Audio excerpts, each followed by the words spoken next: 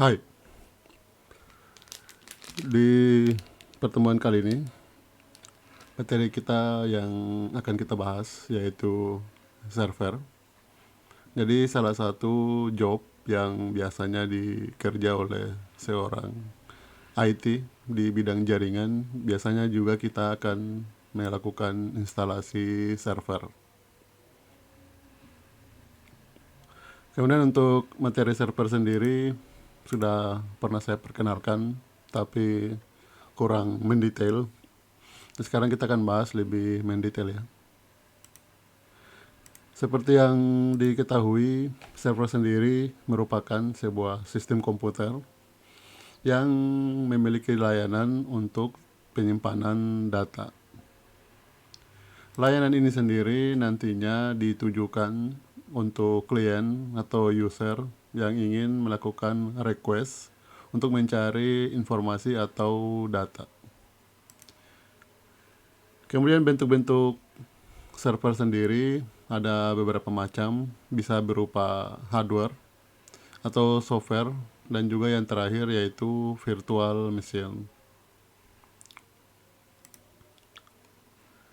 Kemudian server untuk spesifikasi hardware-nya, dia berbeda ya dengan PC atau laptop yang kita gunakan. Untuk dari segi prosesor, itu dia menggunakan Intel Xeon kalau dari versi Intel ya. Kalau kita kan menggunakan Intel Core i7, Core i3, Core i5, Core i9. Terus sekarang yang terbaru yang 2024, keluaran terbaru dari Intel yaitu Intel Core Ultra ya. Kemudian kalau dari segi AMD, kalau di server namanya tuh AMD EPYC. Kalau kita kan AMD Ryzen ya. Kemudian dari segi RAM juga berbeda. RAM yang digunakan di server jenisnya itu atau tipenya tipe RAM SSD.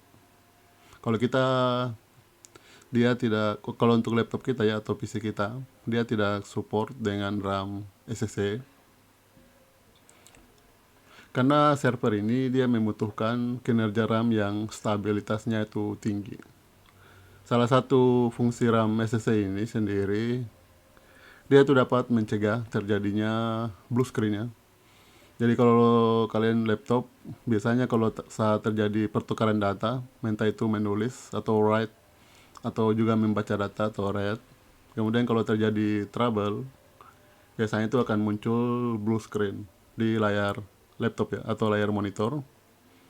Ya ini tidak boleh terjadi di server. Jadi salah satu yang mencegah hal itu yaitu penggunaan RAM SSD.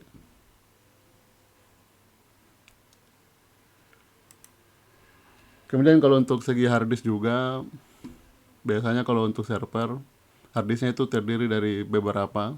Kalau laptop kita kan ya, maksimal itu 2 ya untuk slot harddisknya, kecuali kalau PC bisa banyak slotnya. Kemudian untuk laptop kita atau PC kita, untuk harddisknya itu jarang kita gabung ya jadi satu, malahan sering kita bagi partisinya. Beda dengan server. Kalau server, kalau dia punya tiga buah harddisk ya, itu biasanya dia tuh akan menggabungkan ketiga harddisk tersebut menjadi satu. Misalkan harddisknya itu 500 GB, 500 GB, 500 GB. Dia akan gabung jadi satu sehingga kapasitas harddisknya itu menjadi 1,5 tera. Atau cara ini disebut dengan namanya itu RAID 0. Ini akan meningkatkan kecepatan harddisk itu menjadi 3 kali lipat dibanding kecepatan biasanya kalau dia bisa pisah ya. Kemudian dari sistem operasi juga kebanyakan itu menggunakan Linux ya. Ada juga yang menggunakan Windows Server. Tapi untuk Windows Server sendiri, seperti kita ketahui, dia itu berbayar ya. Makanya kebanyakan gunakan Linux. Karena harga Windows Server itu juga cukup mahal ya. Ada yang tembus sampai dengan puluhan juta ya. Makanya lebih baik gunakan yang versi gratis, yaitu Linux. Kemudian untuk pemilihan Linux apa yang mau digunakan di server, sebenarnya bebas ya. Kalau tidak ada kebutuhan khusus. Contohnya, kemarin teman saya dia install server untuk aplikasi pemerintahan, itu aplikasi salah satu pelelangan ya, aplikasi lelang secara elektronik. Kalau kemarin itu spesifikasi yang diminta untuk servernya itu OS-nya menggunakan Zen OS. Tapi kalau tidak ada kebutuhan khusus ya bisa gunakan Ubuntu.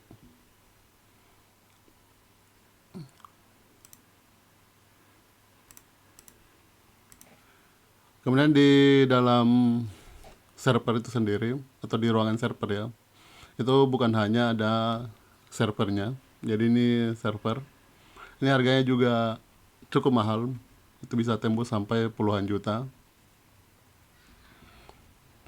Selain servernya, di ruangan server itu juga terdapat router ya. Router ini yang melakukan pengaturan pada jaringan. Kemudian juga terdapat switch. Switch ini nanti yang membagi untuk jalur kabelnya ya. Kemudian untuk servernya, untuk perangkat-perangkatnya itu biasanya itu disimpan di dalam sebuah lemari server. Dan kalau server itu dia wajib ya, wajib menggunakan UPS. UPS ini supaya kalau terjadi mati lampu, itu servernya juga tidak down. Karena kalau sering mati lampu, nanti servernya bakalan rusak. Makanya wajib disediakan UPS. Selain UPS, ya biasanya juga disediakan genset ya. Karena kalau UPS, dia terbatas ya. Kalau mati lampu sampai seharian, bisa saja UPS ini tidak bisa melakukan backup ya. Makanya kita butuh namanya juga genset.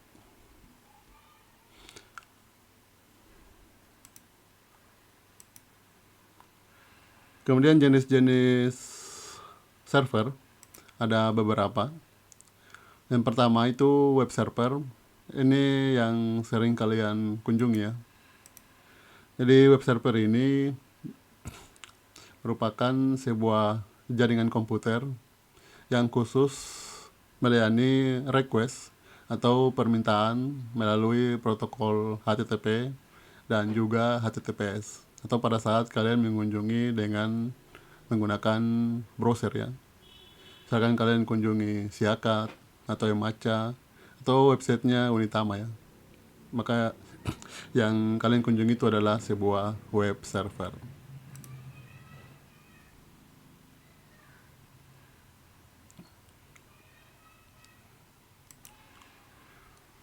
Kemudian bukan hanya data yang bisa kita akses melalui web server, beberapa perangkat keras juga kita bisa mengakses dengan menggunakan web server.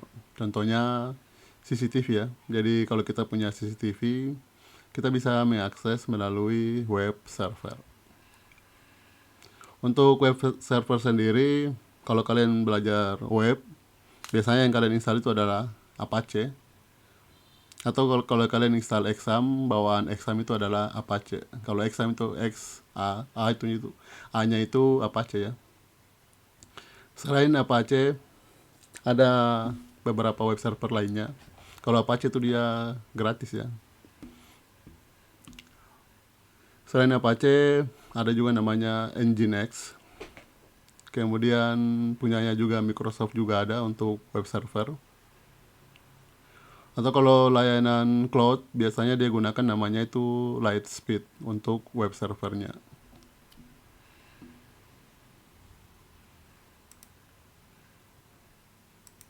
Nah ini Apache, Nginx. Oh ya, kalau Microsoft berarti IIS ya. Kalau kalian sewa layanan cloud, biasanya layanan cloud itu dia menggunakan Lightspeed yang ini ya, logonya. Kemudian jenis berikutnya yaitu mail server. atau mail server ini sering juga disebut dengan SMTP server. Jadi server ini tugasnya untuk melayani pengguna dalam melakukan bertukar pesan antara sesama pengguna ya, baik gambar atau juga teks. Kemudian protokol yang dijalankan yaitu POP3, IMAP, dan SMTP. Kalau kalian pernah buat web dan kalian buat halaman registrasi ya, yang memerlukan verifikasi dengan email, biasanya nanti kalian akan melakukan ini, konfigurasi SMTP. Kalau untuk layanan mail server sendiri, yang sering kita gunakan yaitu punyanya Google ya, atau Gmail.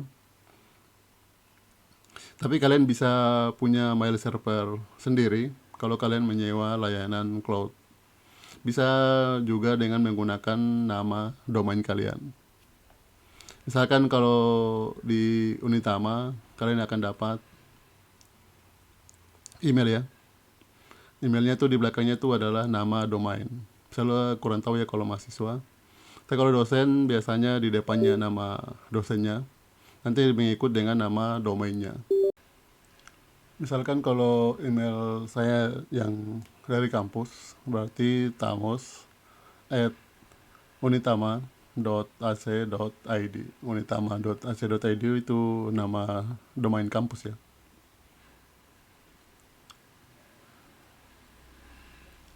Kemudian kalau kalian sewa layanan cloud, kalian bisa gunakan nama kalian sendiri untuk mail servernya. Kemudian selain mail server, ada juga namanya database server. Database server sendiri ini merupakan jaringan komputer yang memberikan sebuah layanan berupa pengolahan basis data ya. Kemudian dia juga menerima request dari klien untuk mengakses data yang ada pada server. Kalau di database server itu datanya tuh sangat banyak, makanya biasanya disebut dengan big data. Kalau kalian baca-baca di informasi di Google, itu untuk database servernya Google sendiri itu disimpan di bawah laut ya. Karena untuk database server ini datanya itu terlalu banyak, berarti akan butuh juga resource untuk mendinginkan server tersebut. Makanya salah satu penyimpanannya itu di bawah laut.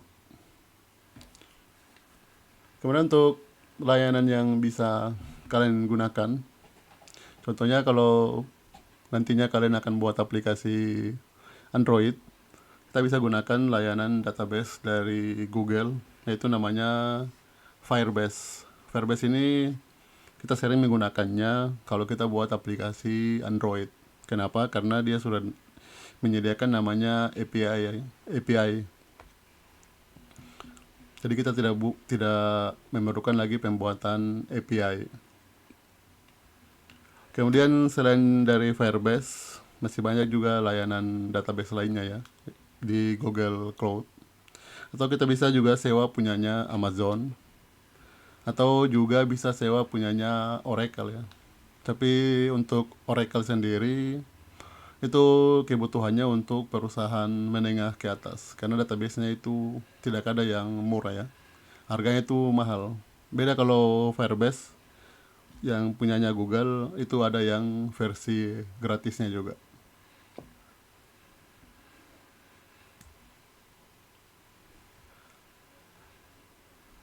Kemudian ada namanya DHCP server atau Dynamic Host Configuration Protocol.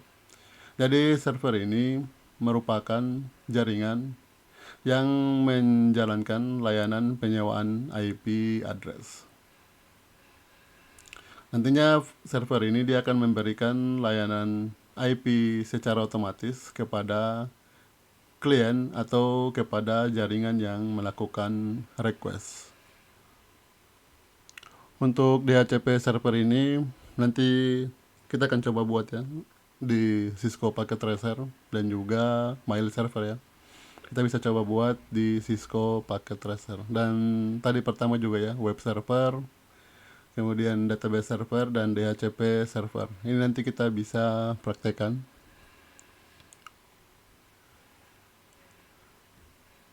Berikutnya ada namanya itu proxy server.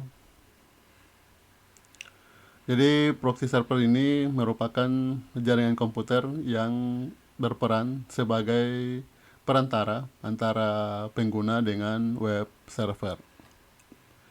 Jadi nanti pengguna itu pada saat dia menjelajahi internet, dia akan ter- tercegah dari serangan virus atau malware. Karena kenapa? Karena pada saat kita mengakses sebuah web server, yang mengaksesnya itu adalah proxy server. Bukan komputer kita langsung berhubungan dengan web server. Tapi yang berhubungan itu adalah proxy server, bukan laptop kita ya. Makanya kalau ada malware atau virus, itu yang terkena duluan adalah proxy server. Kemudian fungsi lainnya,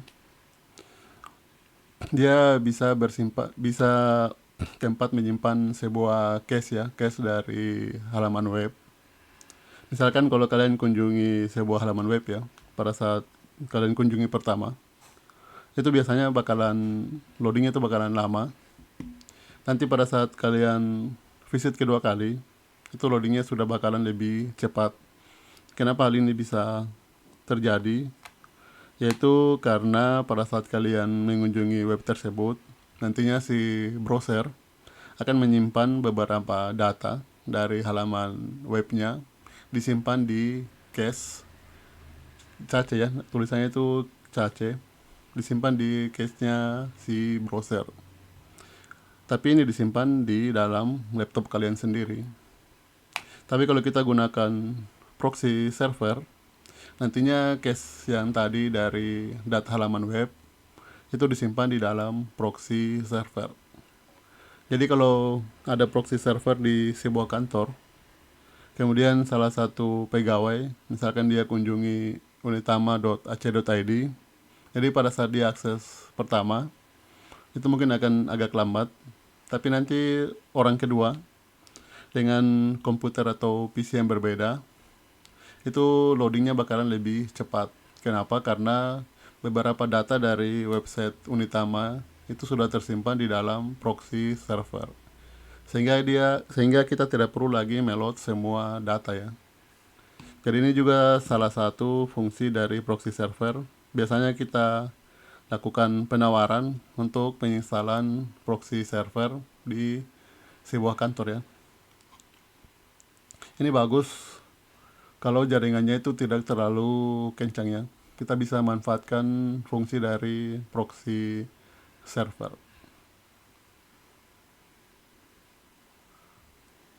Yang berikutnya ada namanya DNS server atau domain name system.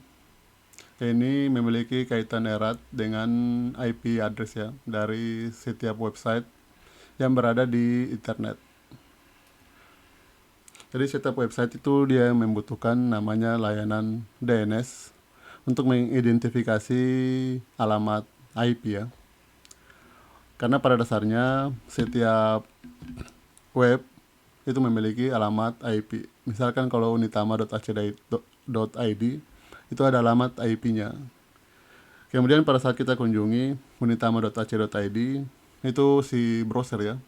Si browser itu dia tidak tahu berapa alamat IP dari unitama.ac.id. Jadi dia belum bisa langsung mengunjungi server Unitama. Makanya yang server yang pertama diakses yaitu adalah DNS server ini. Jadi diakses dulu DNS servernya, kemudian nanti DNS server itu memberitahukan alamat IP dari Unitama. Setelah didapat alamat IP-nya, barulah dia mengunjungi alamat IP tersebut.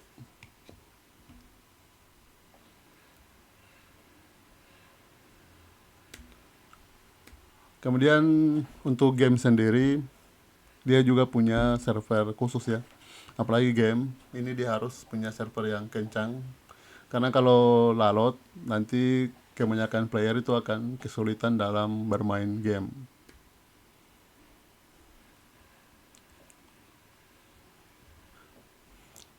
Kemudian tuh game server ini, biasanya itu dia terdapat di beberapa lokasi untuk satu game ya.